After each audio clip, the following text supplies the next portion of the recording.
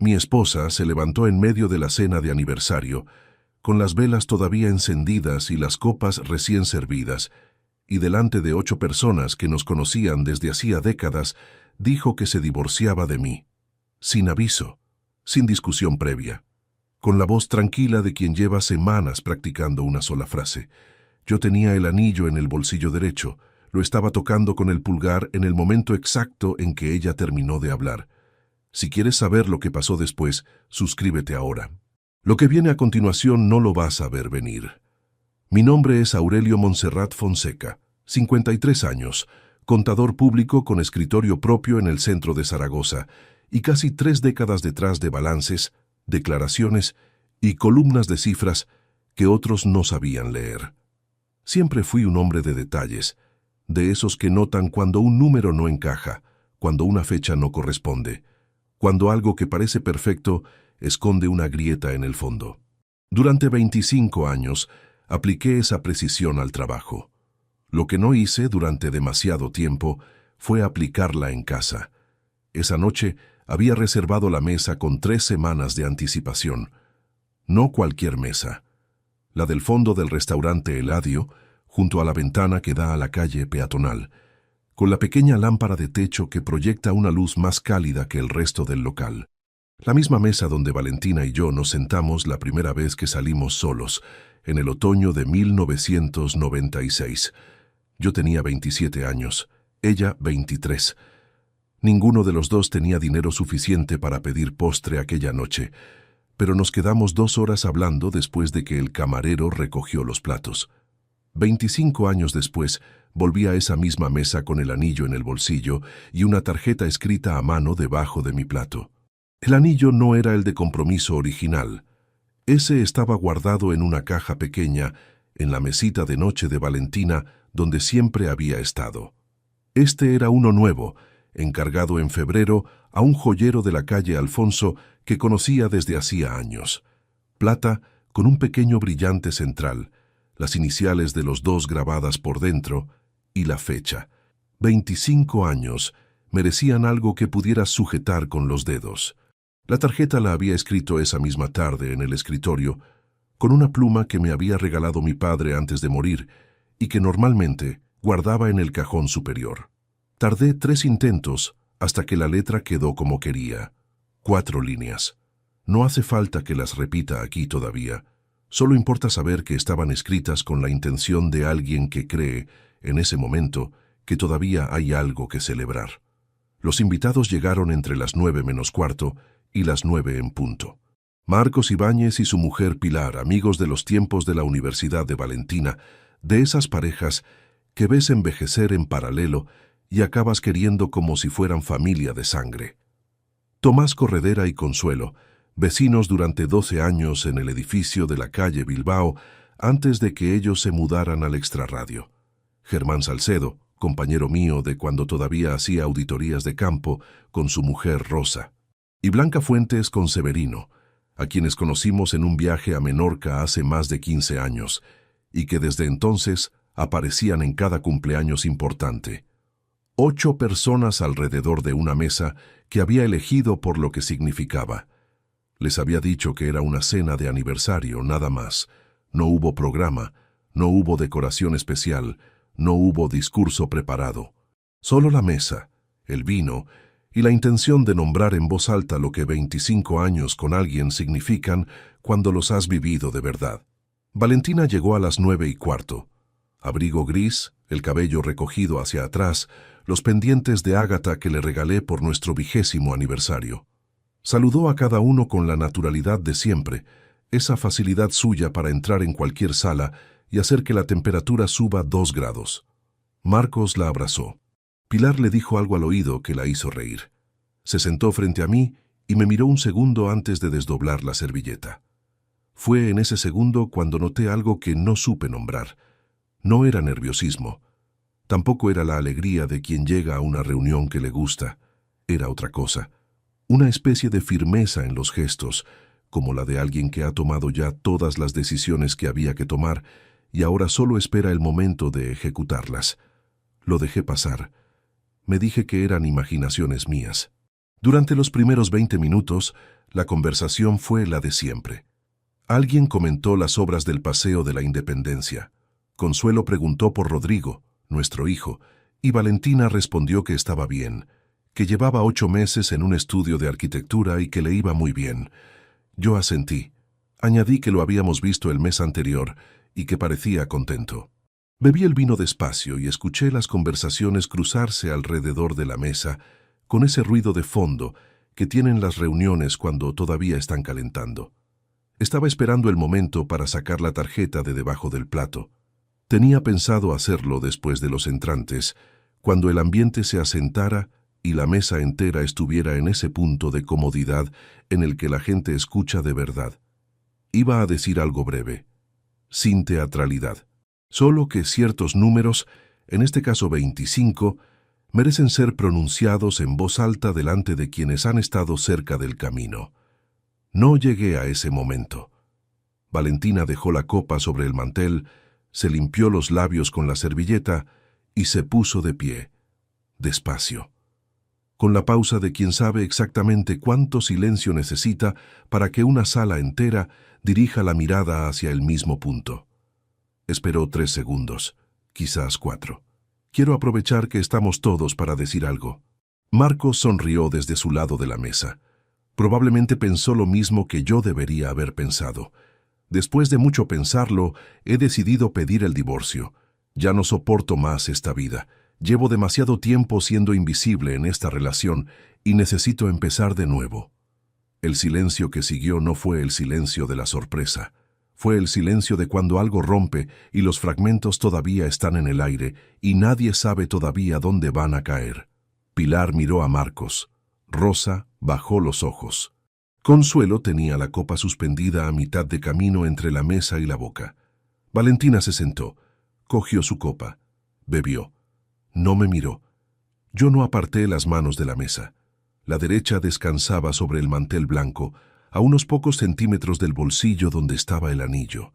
La mantuve quieta.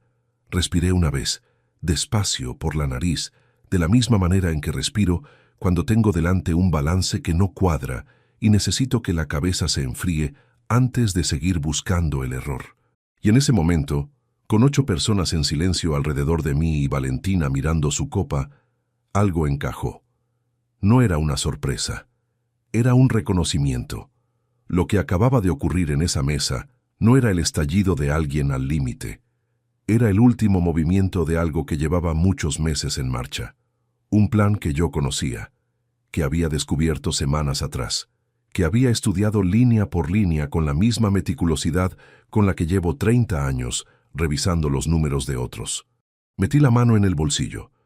Toqué el anillo con el pulgar, una sola vez. Me levanté.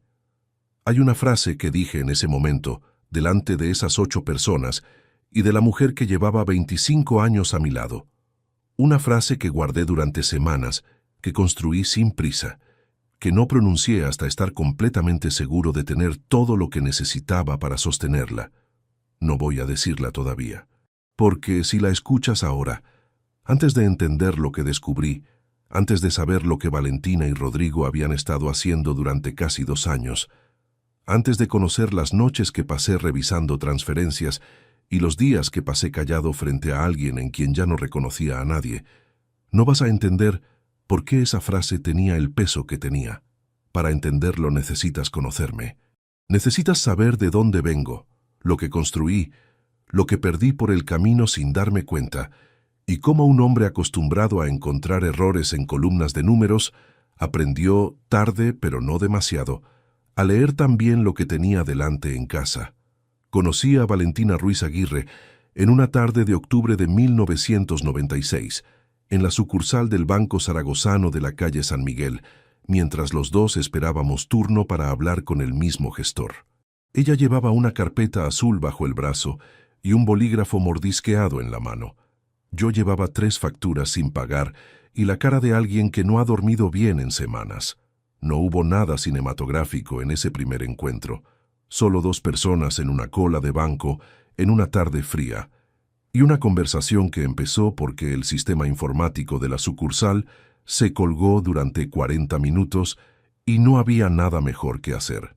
Me dijo que estudiaba tercer año de Filología Hispánica, que trabajaba los fines de semana en una librería de viejo, cerca de la Plaza del Pilar, para pagarse los libros que la carrera no le ponía en el programa, que le gustaba la literatura del siglo de oro, pero que lo que de verdad le apasionaba era enseñar, estar delante de un aula y ver el momento exacto en que algo difícil se vuelve comprensible para alguien. Lo dijo con una convicción que me sorprendió. No era el entusiasmo forzado de quien describe sus aficiones para causar buena impresión. Era la seguridad tranquila de quien ya sabe lo que quiere. Yo por entonces tenía 27 años y un despacho alquilado de 18 metros cuadrados en un segundo piso sin ascensor de la calle Manifestación. 4 clientes, una impresora que se atascaba una vez por semana y la certeza absoluta de que aquello iba a funcionar aunque todavía no hubiera ningún número que lo confirmara. Venía de una familia de Teruel donde el dinero nunca sobró, pero tampoco faltó del todo, donde mi padre llevaba la contabilidad de su propio taller mecánico en un cuaderno de cuadrícula, y donde aprendí desde pequeño que los números no mienten, que el problema siempre está en quién los interpreta. Salimos del banco juntos. Le propuse tomar un café en el bar de enfrente mientras el sistema se recuperaba. Aceptó sin dudar demasiado. Esa tarde, entre una taza de café con leche y una ensaimada que compartimos porque ninguno de los dos tenía prisa, hablamos durante 2 horas de cosas que en principio no tenían nada que ver el uno con el otro. Ella de Quevedo, yo de los errores más comunes en las declaraciones de autónomos, los dos de Teruel, de crecer en ciudades pequeñas con la sensación de que el mundo importante ocurría en otro sitio. 3 semanas después, la llevé a cenar al restaurante Eladio. Me había costado apartar el dinero suficiente para invitarla con un mínimo de dignidad. No se lo dije. Pedí lo que pude sin que se notara el cálculo, y cuando llegó el momento de pagar, ella puso la mano sobre mi brazo y dijo que la próxima era suya. No hubo siguiente vez que pagara yo solo durante los siguientes 25 años. Eso dice algo de quién era Valentina entonces. Nos casamos en junio de 1998. Una ceremonia pequeña en Teruel, en la iglesia donde se habían casado mis padres, con menos de 40 personas y una recepción en el restaurante del hotel donde mis tíos se habían tomado las fotos de boda 20 años antes. No fue una boda de las que llenan álbumes, fue una boda de las que se recuerdan por los detalles concretos. El calor que hacía ese día, la voz de mi padre cuando brindó, la manera en que Valentina apoyó la cabeza en mi hombro en el coche de vuelta al hotel. Los primeros años fueron exactamente lo que esperaba que fueran, difíciles y buenos al mismo tiempo. El despacho crecía despacio, pero crecía. Valentina terminó la carrera, hizo las oposiciones al cuerpo de profesores de secundaria y las aprobó en el segundo intento con una nota que le permitió elegir destino. Eligió un instituto en Zaragoza para no tener que moverse, para que yo no tuviera que moverme. Eso también dice algo. Rodrigo nació en julio de 2001. Yo tenía 32 años. Valentina 28. Lo trajimos a casa en un calor de 38 grados y esa noche ninguno de los dos durmió, no por el bebé, que durmió 4 horas seguidas desde el principio, sino porque los dos nos quedamos mirándolo en la cuna sin poder hacer otra cosa. Recuerdo haber pensado que todo lo que había construido hasta ese momento tenía de repente un destinatario concreto. Los años de Rodrigo pequeño fueron los años en que el despacho dejó de ser una apuesta y se convirtió en algo sólido. Entré en el registro de peritos judiciales en 2003. Conseguí el contrato con el grupo de constructoras Herranz en 2005, que fue el primero que me obligó a contratar un empleado. Para 2008, cuando la crisis golpeó a casi todo el sector, yo tenía una cartera de clientes lo suficientemente diversificada como para absorber las bajas sin hundir la estructura. No salí ileso de esos años. Nadie que llevara un negocio en España entre 2008 y 2012 salió ileso. Pero salí, y Valentina estuvo en cada uno de esos años con la misma presencia constante, corrigiendo exámenes en la mesa del comedor mientras yo revisaba balances, llevando a Rodrigo al colegio cuando yo tenía cita temprana, organizando las cuentas de casa con una disciplina que yo reconocía como propia, porque la había visto funcionar y sabía lo que costaba mantenerla.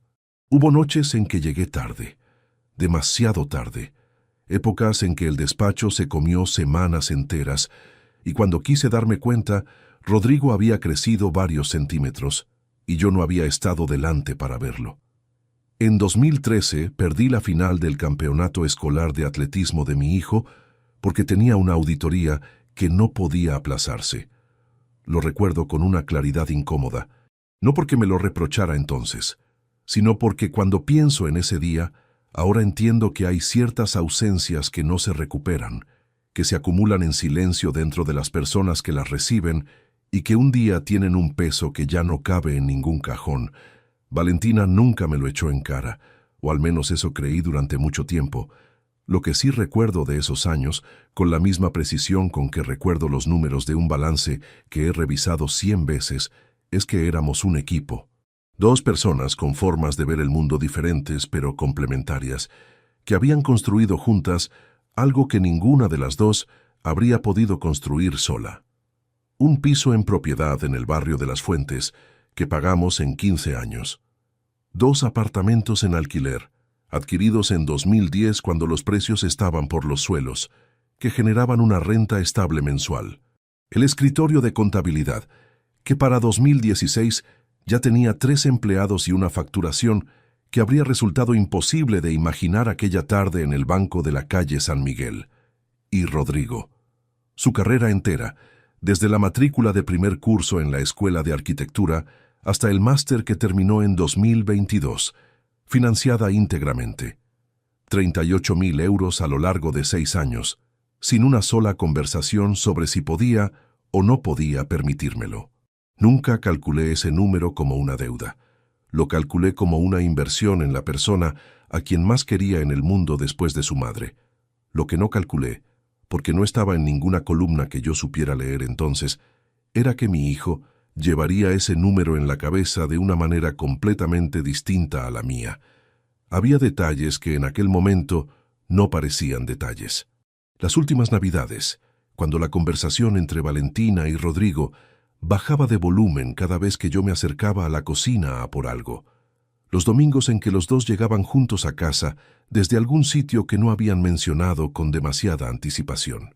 La manera en que Rodrigo, en las últimas visitas, preguntaba por el despacho, con una curiosidad que no había tenido antes, específica, técnica, interesada en cosas concretas como los contratos de arrendamiento y los valores de tasación. Lo interpreté como madurez, como que mi hijo por fin se interesaba por cómo funcionaba el mundo que yo había construido. Estaba equivocado en el diagnóstico, pero no en la observación. Algo había cambiado en Rodrigo, solo que la dirección de ese cambio no era la que yo pensaba.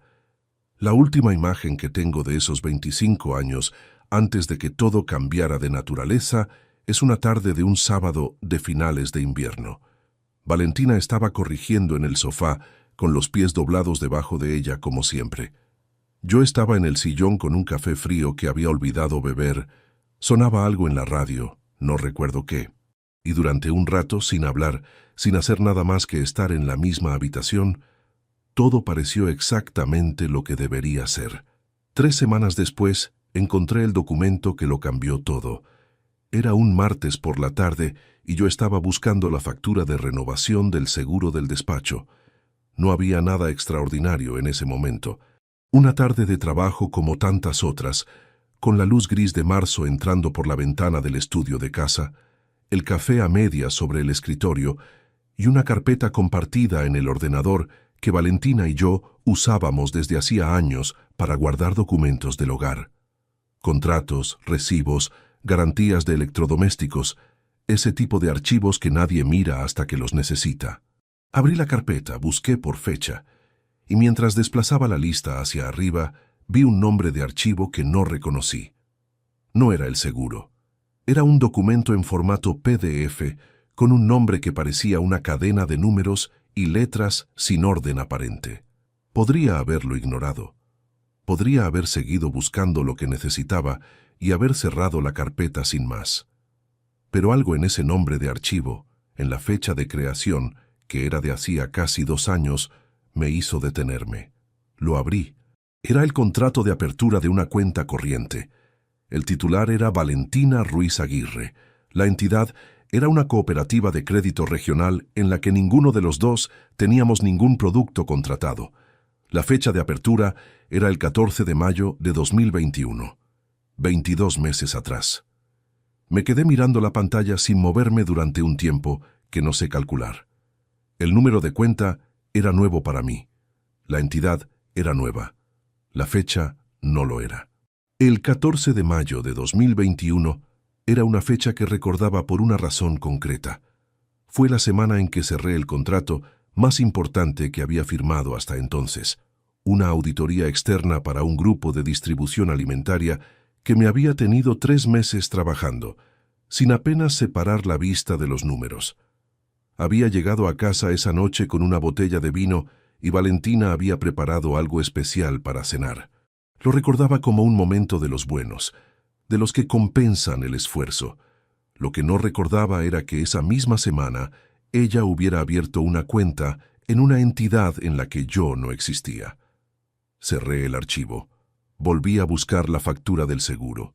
La encontré, la imprimí, y durante el resto de esa tarde actué como si no hubiera visto nada. Pero no pensé en otra cosa. Llevaba 30 años leyendo documentos financieros y había aprendido que los números por sí solos no cuentan toda la historia. Lo que cuenta la historia es el contexto. Una cuenta abierta a nombre de uno de los 2 miembros de una pareja no es en sí misma nada irregular. La gente tiene cuentas separadas, ahorros personales, depósitos que no comparte con su pareja. Era perfectamente posible que aquello tuviera una explicación sencilla que yo desconocía. Me lo dije varias veces esa noche mientras cenábamos. Me lo seguí diciendo al día siguiente. Lo que no podía ignorar era la fecha, y el hecho de que desde esa misma época, aproximadamente, Valentina había dejado de preguntarme por las finanzas del hogar. Durante años había sido ella quien controlaba los gastos comunes, quien revisaba los extractos de la cuenta conjunta, quien me avisaba cuando alguna factura subía más de lo habitual. Era meticulosa con el dinero de la misma manera en que era meticulosa con todo lo demás.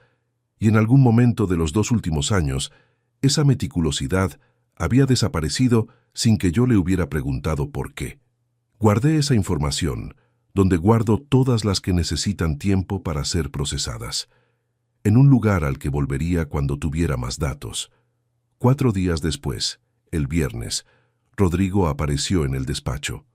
No era habitual. Mi hijo pasaba por la oficina en contadas ocasiones, generalmente cuando quedábamos para comer en algún sitio cercano, y resultaba más cómodo que viniera directamente allí. Ese viernes no habíamos quedado. Apareció a las 6 de la tarde, cuando ya casi todos los empleados se habían ido, con esa expresión suya de normalidad calculada, que ahora sé leer, pero que entonces solo me pareció que estaba un poco más serio que de costumbre. «Pasaba por aquí y pensé en subir a saludarte», dijo desde la puerta. «¿Tienes un momento?» Le dije que sí. Le ofrecí un café que rechazó. Se sentó en la silla del otro lado de mi mesa, la misma donde se sientan los clientes, y durante los primeros 5 minutos hablamos de cosas sin importancia.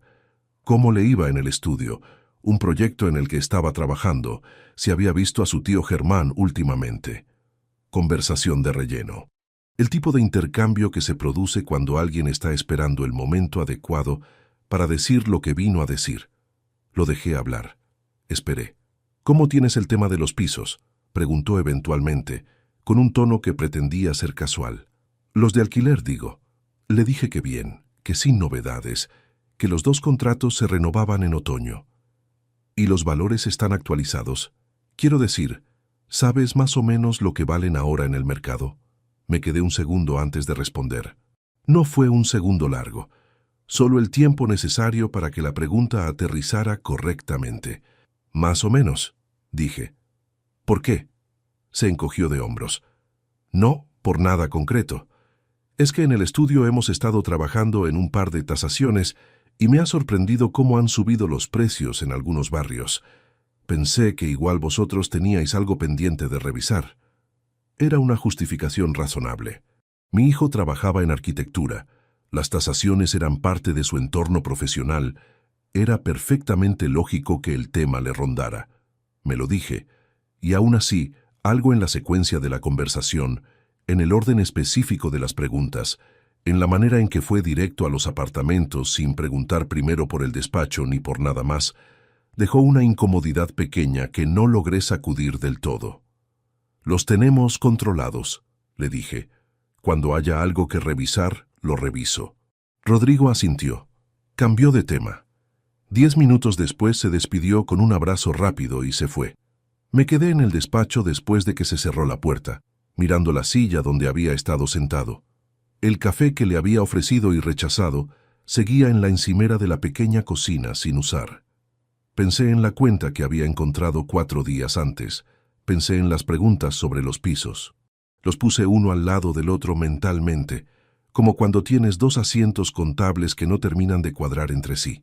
Podía ser coincidencia. Podía no serlo. Esa noche en casa, Valentina estaba corrigiendo en el salón cuando llegué. Le pregunté si Rodrigo había mencionado algo sobre los apartamentos últimamente. Levantó los ojos del montón de folios con una expresión tranquila. «No, que yo recuerde». «¿Por qué? Pasó por el despacho hoy. Me preguntó por los valores de mercado». «Ah», volvió a los folios. «Habrá sido por algún trabajo suyo, ya sabes cómo es cuando le entra algo en la cabeza». Lo dijo con la misma naturalidad con que habría comentado el tiempo, sin pausa, sin la fracción de segundo de duda que aparece cuando alguien tiene que decidir qué versión dar. O era verdad, o llevaba mucho tiempo practicando. Me fui a la cama sin decir nada más, y durante un buen rato en la oscuridad estuve ordenando los datos que tenía, que todavía eran pocos, que todavía podían tener explicaciones individuales perfectamente inocentes, pero que juntos formaban una figura cuyo contorno empezaba a dibujarse en mi cabeza con una nitidez que me resultaba difícil ignorar. Decidí que necesitaba más información antes de mover ninguna pieza. Eso era lo único que tenía claro. No confrontar, no preguntar, no alterar ningún comportamiento que pudiera dar señales de que algo había cambiado en mí. Observar, documentar, esperar a tener un número suficiente de datos para que la figura dejara de ser una posibilidad y se convirtiera en una certeza. Era el mismo proceso que aplicaba cuando encontraba una irregularidad en una auditoría. Primero comprendes el alcance completo del problema. Luego actúas, nunca al revés. 3 días después hice algo que no había hecho en años. Entré en el portal de nuestra cuenta bancaria conjunta y descargué los extractos de los últimos 24 meses. Me llevé el archivo al despacho, lo abrí en el ordenador grande y empecé a revisarlo con la misma atención con que revisaría las cuentas de un cliente del que sospecho que me está ocultando algo. Lo que encontré en esas primeras 2 horas de lectura no fue todavía la imagen completa, pero fue suficiente para entender que lo que tenía delante no era una coincidencia ni una mala interpretación mía. Era el principio de algo mucho más grande. Y lo peor, lo que me costó más asimilar mientras miraba esas columnas de números bajo la luz fría del despacho, era que llevaba 24 meses ocurriendo delante de mis ojos sin que yo lo viera. El sonido que recuerdo de ese lunes por la noche no es el de ninguna palabra. Es el del refrigerador de la cocina, ese zumbido constante y sordo que normalmente no existe porque el cerebro lo filtra sin consultarte. Esa noche lo escuché con una claridad extraña, como si el resto del mundo hubiera bajado el volumen de golpe. Valentina había salido después de cenar a casa de Pilar. Lo dijo mientras recogía los platos, con la misma naturalidad con que habría dicho que iba a por pan. Que Pilar tenía un problema con unas notas del instituto y quería que la ayudara a revisarlas. Que no tardaría más de 2 horas. Le dije que de acuerdo. La escuché cerrar la puerta. Escuché el ascensor bajar, me senté en el escritorio del estudio y abrí el ordenador para terminar un informe que había dejado a medias desde la tarde. Era un trabajo mecánico, de los que no requieren demasiada concentración, y mientras lo completaba fui abriendo en paralelo el gestor de correo para revisar si había llegado alguna respuesta de un cliente al que llevaba esperando 3 días. Lo que apareció en pantalla no era mi bandeja de entrada, era la de Valentina. Había dejado la sesión abierta. No era la primera vez que ocurría algo así. Los dos usábamos el mismo ordenador desde hacía años, y en alguna ocasión uno u otro había cerrado sin cerrar sesión. Normalmente yo la cerraba sin leer nada y abría la mía. Era lo natural. Era lo que había hecho siempre. Esa noche mi cursor se detuvo sobre un mensaje cuyo asunto decía: plazos y siguiente paso. El remitente era una dirección de correo que no reconocí. Una combinación de letras y números en un proveedor genérico, sin nombre visible. No sé cuánto tiempo estuve mirando esa línea antes de hacer clic. Puede que fueran 10 segundos, puede que fueran 30. Lo que sí recuerdo es que en algún punto mi mano se movió sola y abrí el hilo. Eran 16 mensajes. El más antiguo tenía fecha de 11 meses atrás. El más reciente era de hacía 4 días. Leí el primero. Paré. Miré la ventana. El reflejo de la pantalla se proyectaba débilmente sobre el cristal oscuro. Volví al correo. Seguí leyendo. A mitad del cuarto mensaje, entendí que la dirección desconocida era de Rodrigo. No porque apareciera su nombre en ningún sitio, sino porque en ese mensaje hacía referencia a una conversación que había tenido con alguien del estudio de arquitectura donde trabajaba, a un detalle sobre el proyecto en el que estaba, a algo que solo podía saber mi hijo. Seguí leyendo. Había una lista. La había redactado Rodrigo, con fechas y con valores. Los 2 apartamentos de Las Fuentes, con sus respectivas referencias catastrales y una estimación de mercado actual que rozaba con bastante precisión los números reales. Los fondos de inversión, desglosados por entidad. El escritorio de contabilidad, con una valoración aproximada del negocio en funcionamiento que alguien había calculado aplicando un multiplicador sobre la facturación de los últimos 3 ejercicios. Los datos eran demasiado exactos para ser una estimación hecha desde fuera. Eran los datos de alguien que había tenido acceso a documentos concretos o a conversaciones muy específicas. En uno de los mensajes intermedios, Valentina escribía: «Con esto es suficiente para que el abogado trabaje. Lo de los plazos lo hablamos cuando veas a tu padre». Mi hijo había estado en mi despacho con esa lista en la cabeza. Las preguntas sobre los apartamentos, el interés repentino por los valores de mercado. No había sido curiosidad profesional, había sido trabajo de campo. Cerré el hilo, abrí mi bandeja de entrada. El informe seguía a medias en la otra pestaña. El refrigerador seguía sonando. Me levanté de la silla y fui al baño. No porque lo necesitara, porque necesitaba estar en un espacio diferente, con la puerta cerrada, sin pantallas. Me apoyé en el lavabo con las 2 manos y me miré en el espejo durante un tiempo que no voy a intentar calcular. El hombre que me devolvía la mirada tenía la expresión de alguien que acaba de revisar un balance y encontrar que el error no está en una línea, sino en los cimientos de toda la estructura. No lloré. No sentí el impulso de hacerlo. Lo que sentí fue algo más parecido al frío, un descenso de temperatura que empezaba en el pecho y se extendía despacio hacia afuera, como cuando abres una ventana en diciembre y el aire entra antes de que puedas reaccionar. Volví al escritorio. Abrí de nuevo el hilo de correos. Esta vez los leí todos, desde el primero hasta el último, con la misma atención sistemática con que leo un expediente de auditoría. Tomé notas mentales de fechas, de referencias, de lo que se decía y de lo que se insinuaba sin decirse. En el último mensaje, enviado 4 días atrás, Rodrigo escribía: «Todo listo por mi parte, cuando tú digas». Y Valentina había respondido con 2 palabras: «Falta poco». Cerré la sesión.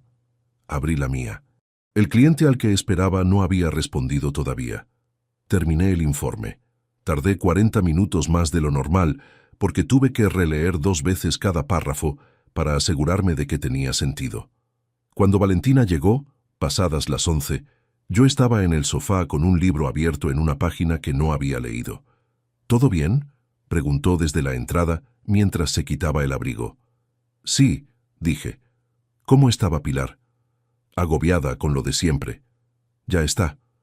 Se fue al baño. Escuché el agua correr.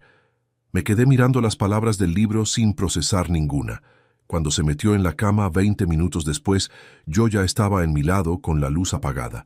Ella se acomodó, se movió una vez y en menos de un cuarto de hora su respiración se asentó en ese ritmo lento que conozco desde hace décadas. Yo no dormí. Estuve 2 horas con los ojos abiertos en la oscuridad, reconstruyendo mentalmente cada transferencia que había encontrado en los extractos durante los días anteriores.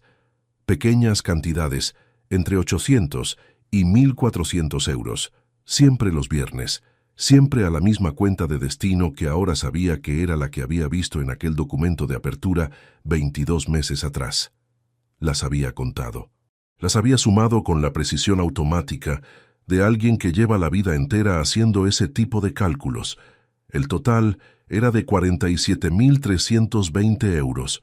47.320 euros trasladados en silencio cada semana durante casi 2 años, mientras yo llegaba a casa y cenaba y preguntaba cómo había ido el día y lo interpretaba todo como lo que pensaba que era.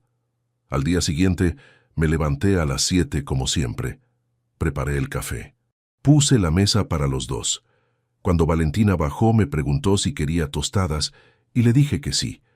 Desayunamos con la radio de fondo, hablando de las temperaturas de la semana, de que Rodrigo iba a llamar el jueves por la tarde, de una cosa sin importancia que había salido en las noticias.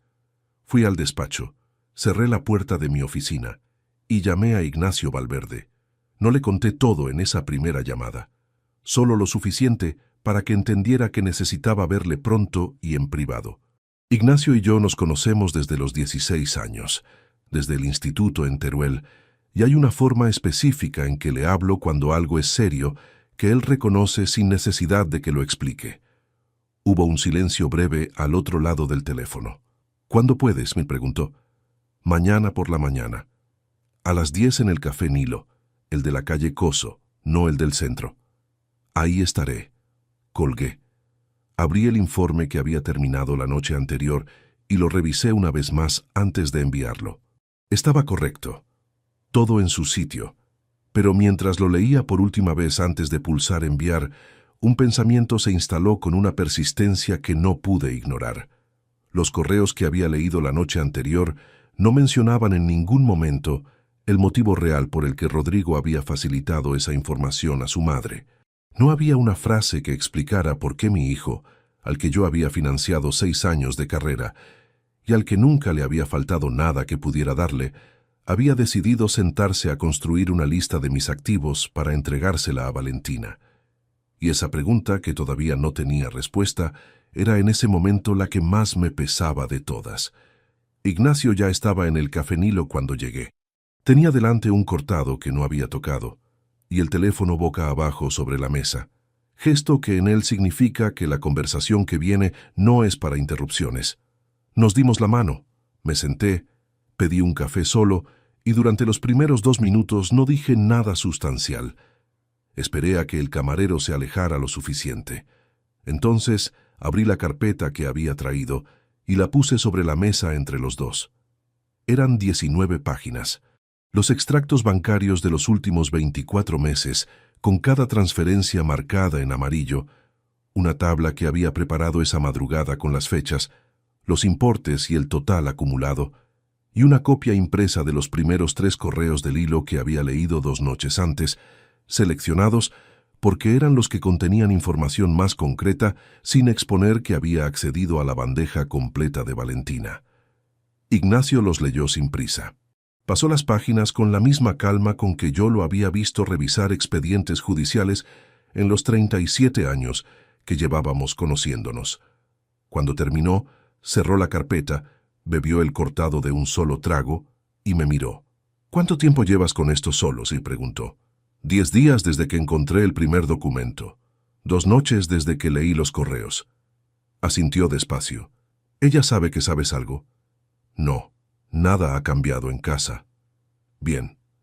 Juntó las manos sobre la mesa. «Aurelio, lo que me estás mostrando aquí tiene nombre jurídico.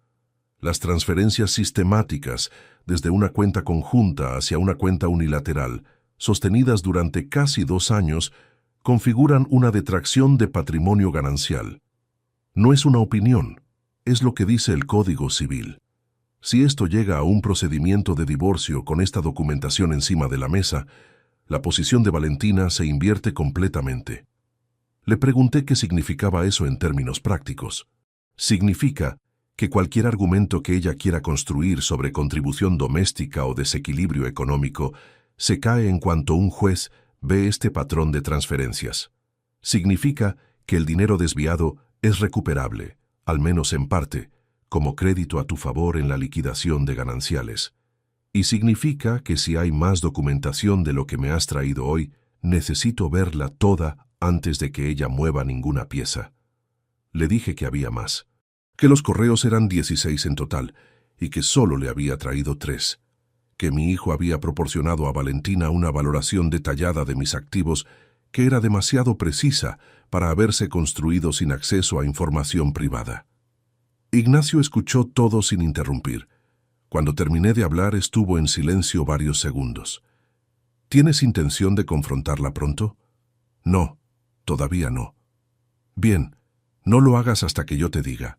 Necesito saber cuál es su posición legal actual. Si ya ha consultado a alguien, ¿y qué estrategia están construyendo? Dame unos días. Pagué los cafés. Nos despedimos en la puerta con el mismo apretón de manos de siempre, sin nada que delatara desde fuera que acabábamos de tener esa conversación. Volví al despacho, cerré la puerta y retomé el trabajo del día como si la mañana hubiera sido completamente ordinaria. Durante los días siguientes, mantuve una disciplina que me costó más de lo que esperaba. Cada noche en casa era un ejercicio de contención. Cenar, conversar, escuchar a Valentina hablar del instituto, del último libro que estaba leyendo con sus alumnos de cuarto, de los planes para el fin de semana, responder con normalidad, no buscar grietas en lo que decía, no analizar cada pausa, tratar cada conversación como si fuera lo que parecía y no lo que yo sabía que era. Era agotador de una manera que no se parece a ningún otro tipo de cansancio. 4 días después de nuestro encuentro en el café, Ignacio me llamó al despacho a media mañana. Valentina consultó a un abogado de familia hace 3 meses, dijo sin preámbulo. El despacho es de una socia de Bernardino Alcázar, especialistas en patrimonio matrimonial. La estrategia que están construyendo se basa en 2 pilares: contribución doméstica no reconocida durante 25 años y desequilibrio económico post-ruptura. Van a pedir el 60% de los gananciales. Me quedé en silencio un momento. ¿Cómo lo sabes? Porque en este trabajo hay cauces que no te voy a detallar por teléfono. Lo que importa es que es información fiable. Una pausa breve. Aurelio, llevan 3 meses preparando esto. No es una decisión tomada en un mal momento. Es una estrategia construida con tiempo. Lo sabía, pero escucharlo confirmado desde fuera tenía un peso diferente al de saberlo solo dentro de la cabeza. El jueves de esa semana, como Valentina había mencionado días antes, Rodrigo llamó por la tarde. Yo estaba en casa cuando sonó el teléfono. Ella lo cogió en el salón y habló unos 20 minutos. Yo permanecí en el estudio con la puerta entreabierta, no para escuchar, sino porque era mi despacho y no tenía ningún motivo aparente para moverme. Escuché fragmentos, nada concreto, tonos más que palabras. La voz de Valentina tenía una cadencia diferente cuando hablaba con Rodrigo, más baja, más comprimida, como si calibrara el volumen de cada frase. Cuando colgó, entró al estudio a decirme que Rodrigo estaba bien, que tenía mucho trabajo, que igual venía el fin de semana siguiente. ¿Quedó en algo concreto? Pregunté sin levantar los ojos del ordenador. No, solo que ya avisaría. Asentí. Seguí trabajando. El fin de semana siguiente Rodrigo no vino, pero el miércoles de la semana posterior, mientras yo comía solo en una taberna cerca del despacho porque tenía la tarde cargada de reuniones, los vi. No los estaba buscando. Había elegido esa taberna porque quedaba a 3 minutos andando y servían el menú rápido. Cuando entré y me senté en una mesa del fondo, tardé un momento en procesar lo que estaba viendo en la mesa junto a la ventana. Valentina y Rodrigo, los dos inclinados sobre algo que había encima del mantel, con las cabezas suficientemente juntas como para que la conversación no llegara a las mesas de al lado. Me senté de espaldas a ellos. Le pedí al camarero que me pusiera en la mesa del rincón, diciéndole que necesitaba espacio para poner unos papeles. Era mentira. Lo que necesitaba era que no me vieran. Desde donde estaba no podía ver sus caras, pero sí el movimiento. En un momento determinado, Rodrigo pasó algo por debajo del mantel hacia el lado de Valentina. Ella lo cogió, lo miró brevemente y lo guardó en el bolso sin doblarlo, con el cuidado de quien guarda algo que no quiere que se arrugue. Papeles, o fotografías, o algo impreso que cabía en la mano. Comí deprisa. Salí antes de que terminaran. En la calle, caminando de vuelta al despacho, llamé a Ignacio. Rodrigo acaba de pasarle algo a Valentina en una reunión que no me habían mencionado. No sé qué es, pero lo guardó en el bolso. ¿Te vieron? No. Bien. Aurelio, escúchame. Necesito que esta semana me traigas todo lo que tengas. Los 16 correos completos, los extractos completos, todo. Vamos a necesitar construir el expediente antes de que ellos estén listos para moverse, porque si esperamos a que ella presente la demanda, primero perdemos la iniciativa. Esa tarde, al volver a casa, ocurrió el momento más difícil de todo ese periodo. Valentina estaba en la cocina cuando entré. Me preguntó qué tal el día con esa pregunta rutinaria que lleva décadas siendo la primera frase de las tardes en casa. Le dije que bien, que había tenido muchas reuniones. Me puse a beber agua en el vaso que cojo siempre, el azul, el de la balda de arriba, y cuando me giré ella me estaba mirando con una expresión que no era la de siempre. ¿Comiste en la taberna de Félix?, preguntó. Me pareció verte pasar por la ventana cuando salíamos. El vaso en mi mano, el agua fría, la pregunta en el aire. No, dije con la misma entonación con que habría dicho cualquier otra cosa. Hoy comí en el bar del despacho. Tenía poco tiempo. Valentina me miró un segundo más. Solo uno. Ah, pensé que eras tú. Desde lejos parecía. Hay mucha gente con este abrigo. Sonrió ligeramente y volvió a lo que estaba haciendo. Yo dejé el vaso en el fregadero, fui al cuarto de baño y estuve allí 3 minutos con el grifo abierto, aunque no lo estuviera usando. Cuando salí ya tenía la respiración completamente asentada. Pero esa noche, sentado en el estudio con la carpeta de documentos delante, añadí una página nueva al final. Encabezado con la fecha de ese día.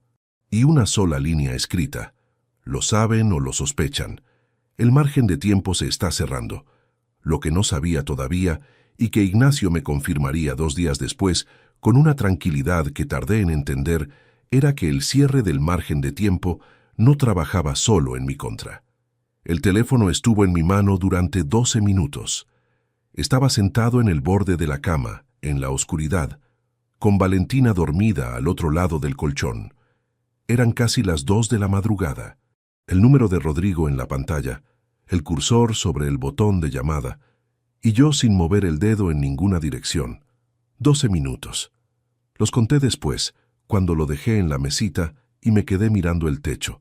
No llamé, no porque no tuviera cosas que decirle, tenía demasiadas, sino porque en ese momento entendí que cualquier conversación con mi hijo, en el estado en que estaba yo esa noche, no iba a producir nada que no fuera un error. Los errores que se cometen a las 2 de la madrugada con el pecho apretado son los más difíciles de corregir después. Lo sabía por experiencia profesional y lo sabía por sentido común. Así que dejé el teléfono, me tumbé y me quedé con los ojos abiertos en el techo durante un tiempo que no quiero calcular. Lo que hizo esa noche fue llevarme de vuelta a una tarde de octubre de 2013. Rodrigo tenía 16 años. Competía en el Campeonato Escolar de Atletismo de Aragón, en la prueba de 400 metros lisos, la modalidad que había practicado desde los 12 con una constancia que yo había observado con el orgullo específico de los padres que reconocen en sus hijos una disciplina que también es suya. Llevaba 2 semanas entrenando antes de clase, y yo lo sabía porque Valentina me lo había contado con ese tono de quien comparte una información que merece ser recibida con más atención de la que estás dando. El campeonato era un sábado por la mañana. Yo tenía una auditoría de cierre de ejercicio para un grupo de distribución que llevaba 3 semanas encima de mi mesa y que el cliente necesitaba presentar el lunes siguiente sin falta. El viernes por la noche estuve en el despacho hasta las 11. El sábado por la mañana me levanté a las 6 con la intención de terminar antes del mediodía y llegar a tiempo a la pista. No llegué. A las 12 menos cuarto, el balance todavía no cerraba, y no era algo que pudiera dejarse a medias. Llamé a Valentina. Le dije que no iba a poder. Hubo un silencio al otro lado de la línea que no era vacío, sino que tenía textura. El tipo de silencio que es en realidad una respuesta que la otra persona decide no pronunciar. «De acuerdo», dijo. «Yo le digo algo». Rodrigo quedó segundo en su prueba. Valentina me lo comunicó esa tarde con la misma neutralidad con que habría dado cualquier otro dato. Mi hijo me lo contó él mismo por la noche, con una brevedad que en ese momento interpreté como modestia y que ahora, con la distancia de los años, reconozco como otra cosa. No fue indiferencia. Fue la decisión consciente de un adolescente de no darle a alguien que no había estado presente el placer de participar en algo que había ocurrido sin él. No le reproché nada en aquel momento. Tampoco me lo reproché a mí en voz alta. Lo guardé en ese cajón interior, donde se acumulan las cosas que no tienen remedio inmediato y que uno promete compensar más adelante sin especificar cuándo ni cómo. Lo que no hice fue entender que para Rodrigo ese cajón no tenía el mismo sistema de archivo que el mío. Lo que para mí era una deuda pendiente, para él era una pieza más en una estructura que ya estaba tomando forma. Y Valentina había estado allí. Siempre había estado allí cuando yo no estaba. Lo que entonces parecía simplemente la dinámica natural de una familia donde uno de los dos trabaja más horas, ahora lo veía con una claridad diferente. Valentina había ocupado ese espacio de manera constante y Rodrigo había construido sus lealtades sobre ese terreno concreto. No hacía falta que nadie lo planeara. Solo hacía falta que ocurriera lo suficientes veces. La mañana siguiente a esa noche sin dormir, fui al despacho más temprano de lo normal. Dejé el coche en el aparcamiento, subí las escaleras, encendí las luces y antes de abrir el ordenador me quedé un momento de pie en el centro de la oficina, mirando las estanterías donde guardo los expedientes de los últimos 10 años. Más de 3 décadas de trabajo ordenadas en carpetas de colores, con etiquetas escritas a mano. Una vida profesional construida con una disciplina que no le había pedido permiso a nadie. Abrí el cajón de arriba del archivador del fondo, el que normalmente no abro porque contiene documentos personales que no necesito con frecuencia. Contratos antiguos, escrituras, copias de declaraciones de años pasados. Lo busqué sin saber exactamente qué estaba buscando hasta que lo encontré. Era una fotografía de formato pequeño, de las que se revelaban en papel antes de que todo fuera digital. Estaba en un sobre sin etiquetar que recordaba vagamente haber guardado ahí hace años sin mirarla demasiado. La saqué. Era una imagen del primer escritorio. No el de ahora, sino el original, el de 18 metros cuadrados en la calle Manifestación. El de la impresora que se atascaba. En la foto estábamos los dos montando las estanterías de madera que compramos en un almacén de segunda mano, porque las nuevas costaban el doble. Valentina tenía una mancha de barniz en la camisola blanca y estaba riendo de algo que yo debía de haber dicho un segundo antes, de que alguien, no recuerdo quién, disparara la cámara. Yo estaba de espaldas parcialmente, sujetando un tablón, con el aspecto de alguien que todavía no sabe si lo que está construyendo va a aguantar el peso. Era del 2001. Rodrigo había nacido ese verano. Valentina llevaba meses compaginando al bebé con las horas que yo no podía estar. Y aún así, había venido ese sábado a ayudarme a montar las estanterías porque yo se lo pedí y ella no preguntó si le venía bien. Me quedé con la foto en la mano más tiempo del que tenía previsto. No la tiré, la volví a meter en el sobre y la dejé en el cajón. Pero algo en ese gesto, en la sencillez de esa imagen de una mujer joven con barniz en la ropa, riéndose en un despacho pequeño, me exigió un momento de honestidad que no podía darme el lujo de evitar. Valentina Había amado de verdad en algún momento. Eso no lo dudaba. La persona de esa fotografía no era una actuación, era real. Lo que ocurrió entre esa tarde del 2001 y los correos que había leído 2 semanas antes no era una historia de alguien que nunca quiso, sino de alguien que en algún punto decidió que querer ya no era suficiente para quedarse, y que en lugar de decirlo eligió otro camino. Ese camino era el que yo tenía documentado en una carpeta de 19 páginas. Lo que sentí esa mañana en el despacho, sosteniendo esa foto, no fue rabia. La rabia ya había pasado su pico más alto en las noches anteriores y se había asentado en algo más frío y más funcional. Lo que sentí fue una tristeza muy concreta, sin bordes dramáticos, la tristeza de entender que hay ciertas distancias entre 2 personas que se recorren tan despacio que cuando llegas al final ya no recuerdas haber empezado el camino. Esa tarde Valentina llamó al despacho, cosa inusual. Normalmente se comunicaba por el móvil personal y raramente durante el horario de trabajo, a no ser que fuera algo urgente. ¿Tienes un momento?, dijo cuando cogí. Sí, dime. Rodrigo me ha comentado que igual viene el próximo fin de semana. Quería saber si tú tenías algo previsto para organizar la comida. Era una pregunta completamente ordinaria, del tipo que se hace decenas de veces a lo largo de un matrimonio. No tengo nada, dije. Que venga cuando quiera. Bien. Una pausa de medio segundo. ¿Estás bien? Te noto raro. Estoy cansado. Tengo una semana larga. Descansa esta noche. Sí. Colgué. Me quedé mirando el teléfono sobre la mesa durante unos segundos. Esa pausa de medio segundo antes de preguntarme si estaba bien. Ese te noto raro dicho, con la cadencia exacta de la preocupación genuina. Podía ser lo que parecía. Podía ser el radar de alguien que lleva 25 años leyendo mis silencios y ha detectado que algo ha cambiado. Esa noche llamé a mi hermana Esperanza. No le conté todo. Solo le dije que estaba pasando por algo complicado, que necesitaba hablar con alguien que no estuviera dentro del problema y que prefería hacerlo en persona. Hubo una pausa corta al otro lado. «Ven el sábado», dijo. «Vengo yo a Zaragoza, quedamos a comer». «Bien». «Aurelio». Su voz bajó un tono. «¿Es Valentina?» No respondí de inmediato. «El sábado te cuento», dije. Esperanza no preguntó más. Pero en el silencio que siguió antes de despedirnos había algo que reconocí. No era sorpresa. Era la confirmación de algo que ella llevaba tiempo sin saber cómo nombrar. Y eso, de una manera que no esperaba, fue lo más pesado de toda esa noche. «Aurelio, escúchame bien».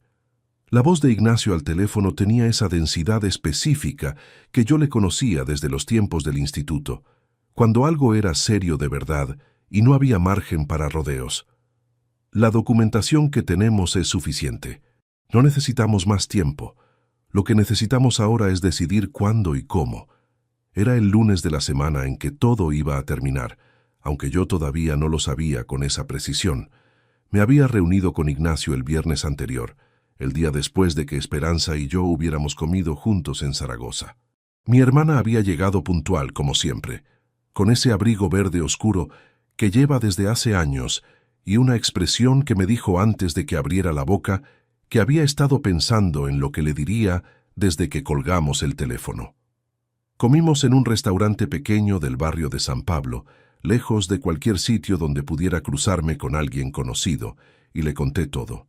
Desde el documento de apertura de cuenta, hasta los correos, desde las transferencias hasta el almuerzo que había observado desde el café de enfrente. Esperanza me escuchó sin interrumpir. Cuando terminé, estuvo en silencio un momento, mirando su vaso de agua. «Yo siempre noté algo», dijo finalmente. «Nunca supe qué, pero había algo en la manera en que ella te miraba cuando creía que nadie la observaba que no era lo que debería ser. No le pedí que concretara. No era el momento para ese análisis. Lo que le pedí fue que no dijera nada a nadie, que actuara con Valentina exactamente igual que siempre si se cruzaban, y que esperara a que yo le avisara de que todo había terminado». Me apretó la mano encima de la mesa. «¿Estás bien?» «Estoy entero», dije, que no es lo mismo, pero era la respuesta más honesta que tenía. Esa misma tarde, de vuelta en el despacho, Ignacio me había confirmado lo que llevaba días construyendo en silencio. La documentación era sólida. Las transferencias configuraban un patrón demasiado regular para ser interpretado como gestión doméstica ordinaria. Los correos establecían la intención y la coordinación. Y la valoración de activos que Rodrigo había elaborado para su madre, cotejada con los registros reales, demostraba acceso a información que no era pública. Con esto, había dicho Ignacio extendiendo los dedos sobre el expediente, cualquier solicitud de 60% se convierte en un problema para quien la presenta, no para ti. Lo que me confirmó el lunes por teléfono era que Valentina estaba a punto de moverse. Su abogada había solicitado una fecha para presentar la demanda de divorcio. Ignacio lo sabía por cauces que no especificó y en los que yo había aprendido a no preguntar. El plazo estimado era de 2 a 3 semanas. ¿Qué propones?, le pregunté. Que no esperes a que ella presente, que organices tú el terreno antes, no con una demanda, todavía no, con algo que la coloque en una posición en la que sepa que el terreno que pisaba ya no es el mismo. Le pregunté qué significaba eso en concreto. Significa que cuando ella haga su movimiento, tiene que encontrarte ya instalado en el sitio que ella creía que iba a ocupar. No sorprendido, no reaccionando. Ya ahí. Colgué y me quedé en el despacho hasta las 8 de la tarde, organizando 3 carpetas idénticas. Una para Ignacio, con todo el expediente original. Una para el proceso judicial, con copias certificadas de los documentos más relevantes. Y una tercera, que dejé sobre la mesa del estudio esa noche, en casa, dentro de un maletín que no era el que usaba habitualmente, uno más pequeño que guardaba en el armario y que Valentina no tenía motivos para abrir. No ensayé ningún discurso. Lo que practiqué esa noche, sentado en el estudio con las luces bajas mientras Valentina dormía, fue el silencio. La manera de respirar cuando alguien dice algo que debería sorprenderte y tú necesitas que tu cuerpo no lo delate. Lo había aplicado en auditorías complicadas, en reuniones con clientes que mentían con soltura sobre sus propios números.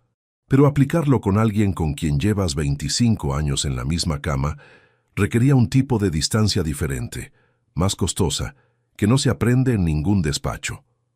El martes, Rodrigo llamó al móvil, no al fijo de casa, al mío directo, al personal, lo cual en sí mismo era una señal porque mi hijo me llamaba al fijo cuando quería hablar con los dos, y al personal cuando la conversación era solo conmigo. «Papá, ¿tienes un momento?» «Sí, dime». «Es sobre los pisos». Una pausa medida.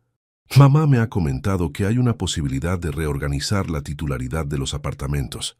Algo relacionado con fiscalidad y con cómo se declaran los rendimientos. Su gestora le ha dicho que si los papeles están a nombre de uno solo, en lugar de en gananciales, el tratamiento es más favorable». Lo escuché terminar.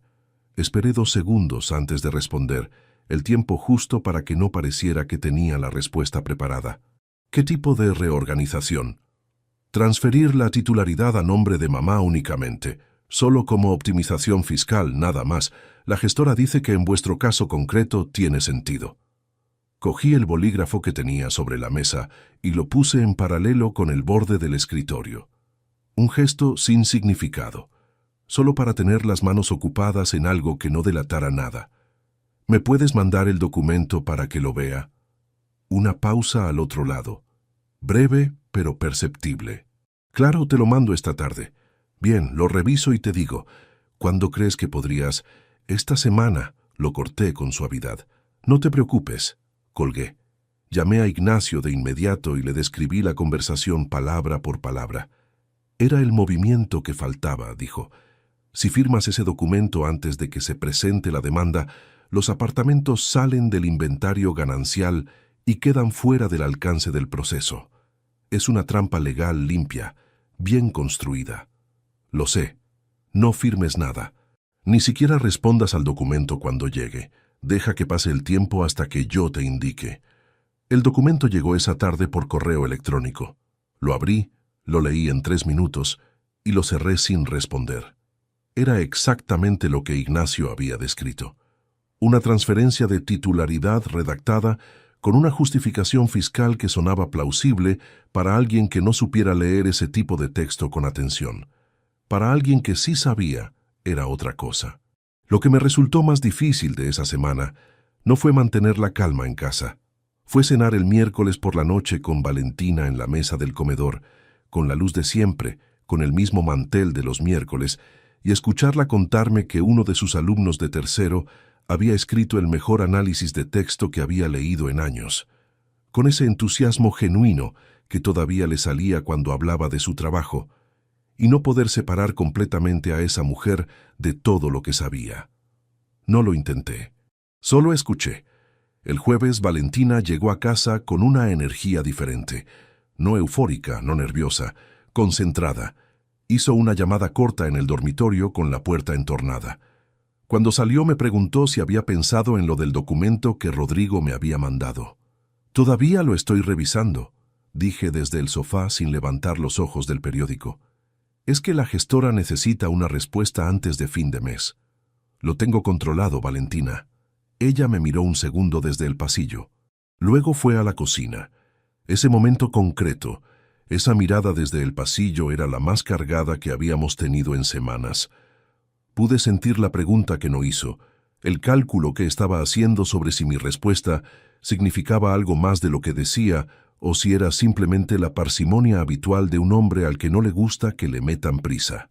Aparté los ojos del periódico el tiempo suficiente para confirmarle con la expresión lo segundo. Que era solo eso, que no había nada detrás. Volvió a los ojos al frente, siguió hacia la cocina. El sábado llegó la llamada de Ignacio que llevaba esperando. «Estamos listos», dijo. «Cuando quieras mover la cena, muévela». La cena de aniversario. La había tenido en mente como fecha de llegada desde el principio, desde que Ignacio me dijo que necesitaba construir el expediente antes de que ella presentara la demanda. El aniversario era en 12 días. Ya había reservado la mesa del restaurante Eladio. Ya había encargado el anillo al joyero de la calle Alfonso. Lo había hecho semanas antes de descubrir los correos, en un momento en que todavía creía que esa cena iba a ser lo que debería ser. Ahora iba a ser otra cosa. No la cancelé. No cambié la reserva. Llamé a los 8 amigos de siempre con el mismo mensaje de siempre. Cena de aniversario, restaurante Eladio, el sábado de la semana siguiente, a las 9. Valentina escuchó la llamada que hice a Marcos desde el pasillo, porque no me molesté en bajar la voz. Cuando colgué me preguntó, «¿Organizas la cena de aniversario?» «Sí», dije. 25 años merecen una mesa». Ella asintió, y en su expresión, en esa fracción de segundo antes de que volviera a la normalidad de sus gestos, vi algo que no pude leer con precisión. No era sorpresa, no era miedo. Era algo más parecido a un recálculo rápido, como cuando alguien tiene un plan, y de pronto aparece una variable que no estaba en el esquema original. Lo que Valentina no sabía era que esa variable era el plan, y que dentro del maletín del armario, en la tercera carpeta que nadie había abierto todavía, estaba todo lo que iba a decir cuando llegara el momento. El maletín lo dejé en el coche. No lo llevé al restaurante en la mano porque no era el gesto que quería. Lo que quería era entrar a esa cena como había entrado a todas las anteriores, con el abrigo, las llaves y nada que delatara desde fuera que esa noche era diferente a cualquier otra. Llegué 40 minutos antes, como la primera vez.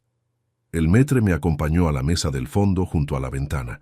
Puse el maletín debajo de la silla, contra mis pies, y pedí que trajeran el vino cuando llegaran los primeros invitados.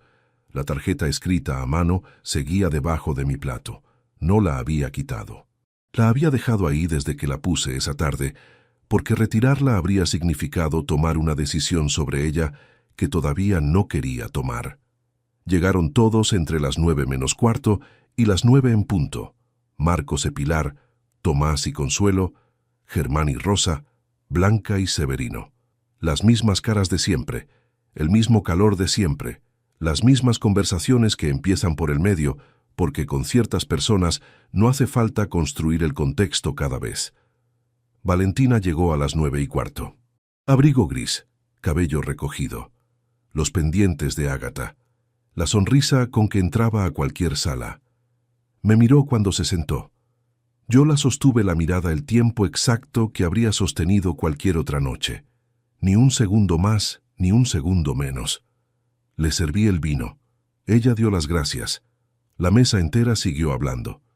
Durante los primeros 20 minutos observé sin que se notara que observaba. Era algo que había practicado durante semanas sin pretenderlo. Mirar sin que el otro sienta el peso de la mirada. Valentina estaba presente en las conversaciones, respondía, reía en los momentos adecuados. Pero había algo en la manera en que sostenía la copa, en cómo sus ojos recorrían la mesa cada cierto tiempo, con una brevedad calculada, que era la misma firmeza que yo había notado la noche que llegó. La resolución de quien ya tomó todas las decisiones y solo espera la apertura. La encontré antes de que ella la creara. Cuando el camarero retiró los platos de los entrantes y la conversación bajó un grado de temperatura, antes de que Valentina hiciera ningún movimiento, saqué la mano del regazo y la puse sobre la mesa con el puño cerrado. Abrí los dedos despacio. El anillo quedó sobre el mantel blanco, a la vista de todos, con la luz de la lámpara encima reflejándose en la plata. La mesa entera lo miró. Valentina lo miró. Y en ese segundo, antes de que yo dijera nada, vi en su expresión algo que no había calculado. La comprensión de que el guión que ella había preparado acababa de encontrar una variable que no estaba en ninguno de sus correos.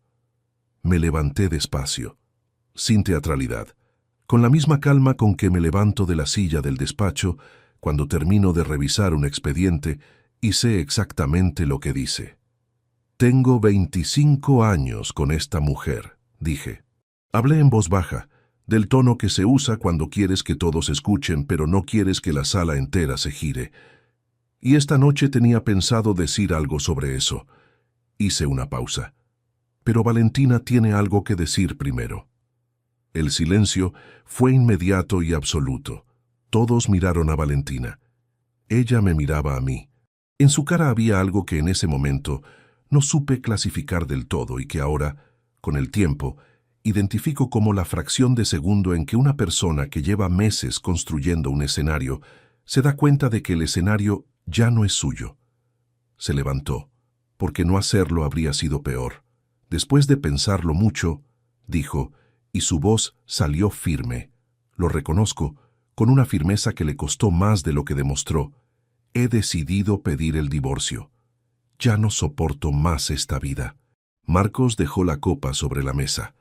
El sonido fue pequeño y muy claro. Valentina se sentó. Yo seguía de pie. Metí la mano en el maletín que tenía a mis pies y saqué la carpeta. No la abrí todavía. La puse sobre el mantel, junto al anillo, y esperé el tiempo suficiente para que todos en esa mesa entendieran que lo que iba a ocurrir a continuación no era una reacción. Era una respuesta preparada.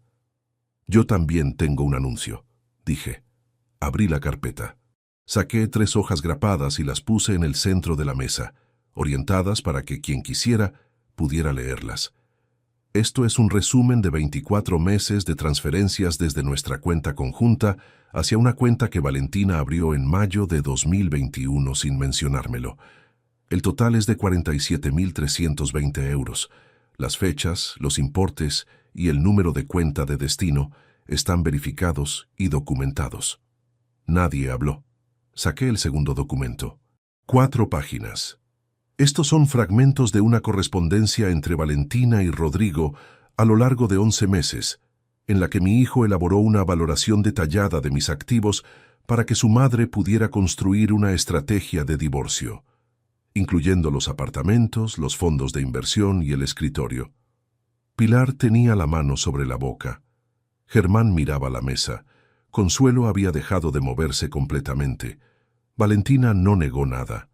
Eso fue lo que más recuerdo. No dijo que estaba equivocado. No dijo que los documentos estaban mal interpretados, no dijo nada. Solo me miraba con una expresión que había dejado de ser la de la cena y se había convertido en algo más desnudo y más difícil de sostener. Saqué el tercer documento. Una sola hoja. Aquí esto es el borrador del documento de transferencia de titularidad de los 2 apartamentos que Rodrigo me envió hace 4 días, redactado como optimización fiscal, que habría sacado los inmuebles del inventario ganancial antes de la presentación de la demanda. No lo firmé. Guardé el silencio el tiempo necesario. La demanda de divorcio la presentaré yo, dije. Con todo esto adjunto, mi abogado ya tiene el expediente completo. Me senté. La mesa permaneció en silencio durante varios segundos que se hicieron muy largos. Fue Blanca quien habló primero, en voz baja, sin dirigirse a nadie en particular. Dios mío. Valentina cogió su bolso, se levantó sin mirar a nadie, caminó hacia la salida con paso recto y sin girar la cabeza.